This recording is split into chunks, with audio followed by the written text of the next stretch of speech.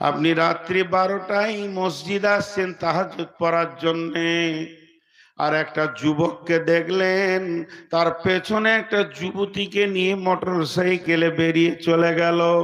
আপনি কম দেখছেন, হালকা করে দেখলেন, ঢুক করে চলে গেল খুব স্পিডে। তা আপনি ভাবলেন কি দুনিয়া হলো রে বাপ, এত রাত্রিতে যুবক যুবতী কেনে যায়? ঘটনা খারাপ, এলাকা খারাপ। আপনি একজন তাহাজ্জুদ পড়নেওয়ালা, আপনি একজন নামাজি, আপনি একজন বড় ভদ্র মানুষ এলাকার। এই সেই 12টা 1টা রাত 2টো থেকে নামাজ আর তেলাওয়াত করে করে চোখের পানি ফেললেন। ফজরের আজান হলো, জামাতে নামাজ পড়ে সালাম ফিরে ইমাম সাহেবকে ফুট করে বলে দিলেন, মৌলভী সাহেব আজকে গভীর রাত্রিতে দৃশ্য দেখলাম, মনটা বড় খারাপ লাগছে। একটা ইয়ং ছেলে মাস্তান পেছনে একটা যুবতীকে নিয়ে চলে গেল। তুমি ধারণা করলে ওরা দুজনা বড় নোংরা, লুচ্চার বেশ্যা গেল। কিন্তু আসলে ঘটনাটা কি, গভীর রাত্রিতে একটা মেয়ের অ্যাপেন্ডিসাইডের ব্যথা উঠেছে। মেয়েটা এইচএস পড়ে, এখনো বিয়ে হয়নি। তার ভাই তাড়াতাড়ি তাকে হসপিটালে তাড়াতাড়ি নিয়ে গেল। ব্যথা সহ্য হচ্ছে না। কেন তুমি ধারণা করলে? আমার আল্লাহ বলছেন, এই ধারণা করাটা কে তোমাকে বলেছে? ধারণাটা তুমি করবি বা কেন? আমি তো ধারণা করতে বলিনি, পৃথিবীটা পরিচালনা করছি আমি। কাকে আযাব দেব, কাকে জান্নাত দেব, কাকে জাহান্নাম দেব, ব্যাপারটা আমার। তোমাকে তো বলিনি মসজিদ যেতে যেতে একটি কাজ দেখে ওটাকে ধারণা করে ইমাম সাহেবের সঙ্গে বসে যাও গীবত করতে। অতএব শুনে নাও, ধারণা একটা এমন নোংরা জিনিস, সে হচ্ছে একটা বিরাট গুনহার গোডাউনের চাবিকাঠি। যে লোকটা ধারণা করতে শুরু করে তার দ্বারা পৃথিবীর সমস্ত পাপগুলো আসান হয়ে যায়। তো আমার আল্লাহ বলছেন, প্রথমেই তুমি ধারণা বন্ধ করে দাও।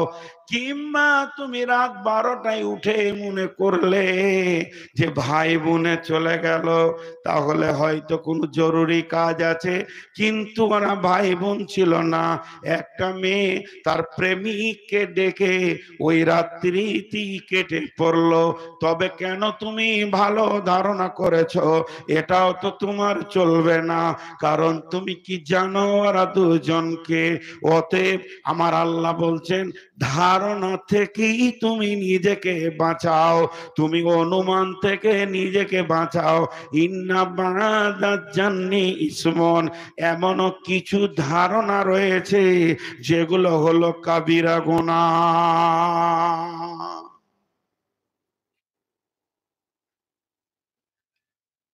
বুঝতে পারছেন? এত বড় লোক হ্যাঁ না বললেন না। আমি যেটা বলতে চাইছি বুঝতে পারছেন? মানে প্রথমবারে পারছে না, আর একবার শুধুছি তখন পারছে। কোন ধরনের কারবার? তো অনুমানটা হচ্ছে পৃথিবীর নোংরা জিনিস। অনুমান। সামনে রমজান মাস আসছে, রোজা রাখবো ইনশাল্লাহ। জোরে বলি ইনশাল্লাহ। রোজার পরে নামাজ ছাড়বো ইনশাল্লাহ। ছাড়বো ইনশাল্লাহ। রোজার পরে নামাজ ছাড়বে। কে কে রোজা রাখবো না হাত তুলি। 4-5টা উঠেছে, রোজা রাখবে না। এবার একটা কথা আপনাদেরকে বলি, রমজান মাস আর আর চলছে শবে কদরের রাত।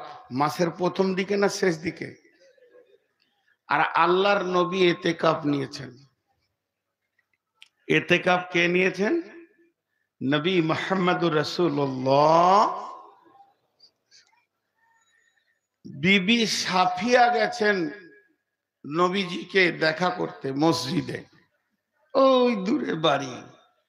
আর এশার নামাজ পড়ে সব সাহাবীরা চলে গেছেন।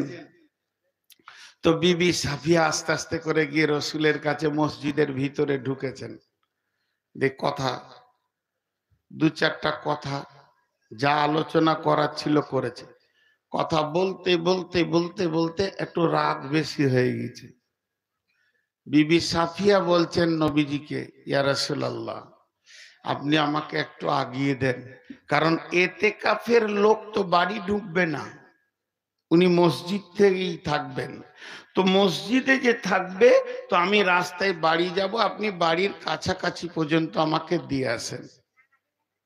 তো নবীজি বিবি সাফিয়াকে নিয়ে যাচ্ছেন, আর রাত কিন্তু আন্ধার রাত, মানে চাঁদ তো শেষের দিকে, যদি 27-25 হয়, চাঁদ তো নাই, এ তো রাত, আন্ধার রাত, নিয়ে যাচ্ছেন। এবার মসজিদ থেকে দক্ষিণ মুখে, কথার কথা বোঝানোর জন্য বলছে, হাদিসে দক্ষিণ আসেনি, এই মুখে যাচ্ছেন আল্লাহ রসুল আর বিবি সাফিয়া, দুজনের সম্পর্কে স্বামী স্ত্রী। আর এই দিক থেকে একটা সাহাবী হেঁটে চলে গেলেন, এই পাশ দিয়ে আঁধারে। নবীজি ওনার বিবিকে বলছে, সাফিয়া দাঁড়াও। দাঁড়িয়ে গেল, ওকে ডাকছে, ওই আল্লাহর বান্দা, ওই আল্লাহর বান্দা। জি হুজুর, এদিকে এসে কাছে এলো, যে বলছে, এই মেয়েটি আমার বিবি সাফিয়া, যাও। ও কিছুই বলেনি। আল্লাহ রসুল বললেন, এই মেয়েটি আমার বিবি সাফিয়া, যাও। তখন সাহাবীটা বলছেন, ইয়া রাসূলুল্লাহ, আপনার ব্যাপারে আমি কোনো কিছুই বলিনি, তবে কেন এমন বললেন আপনি? নবীজি বললেন, তুমি বলনি তুমি ভালো, আমি ভালো, আমার বিবি ভালো, কিন্তু শয়তান ভালো নয়। একটা গোষ্ঠী, একটা দল সব সময় আমার বদনামের জন্য লেগে আছে। তারা যখন আলোচনা করবে নবী মুহাম্মদ নারী আসক্ত মানুষ, সে নারী পেলে ব্যবহার করে, তখন তোমার ভিতরে ধারণা এসে যাবে, আমিও একদিন গভীর রাতে দেখেছি একটা মেয়ের সঙ্গে চলতে।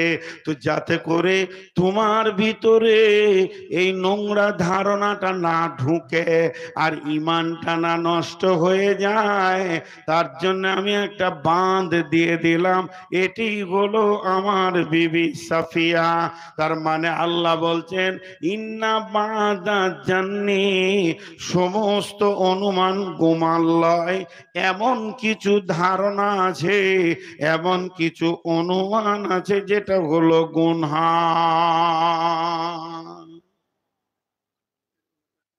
কিছু অনুমান আবার গুনহা লয়, ধারণা গুনহা লয়। সেটা কেমন?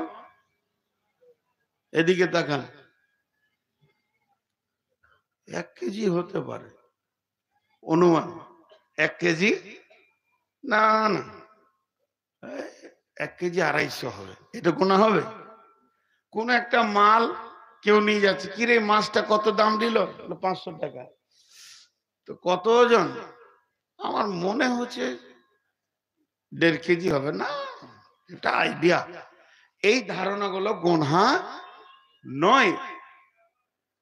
এই রাস্তাটা 5 ফুটের না 7 ফুট হবে, মেপে দেখলাম, ক্লিয়ার হয়ে গেল। তো ইন্না বাদাত জাননি, চারিত্রিক ভাবে যে ধারণাগুলো করা হয় সেগুলো হচ্ছে গুনহা। ইন্না বাদাত জাননি ইসমন, কিছু ধারণা আছে গুনাহ। আল্লাহ বলছেন, ওয়ালা তাজাসসু, ওয়ালা তাজাসসু, ওয়ালা তাজাসসু। রে আমার বন্ধু, হে আমার ভাই বাপজিরা, সোনারা লালরা, ও আমার মা, ওরে আমার বোন বেটি, ওয়ালা তাজাসসু, তোমরা জাসুসি করিও না। তাজাসুস করতে মানা করেছেন। জাসুসি আর জাসুসিতে দুটো শব্দ ব্যবহার হয়। একটা হচ্ছে তাহলে, আর একটা হচ্ছে কেন। তাহলে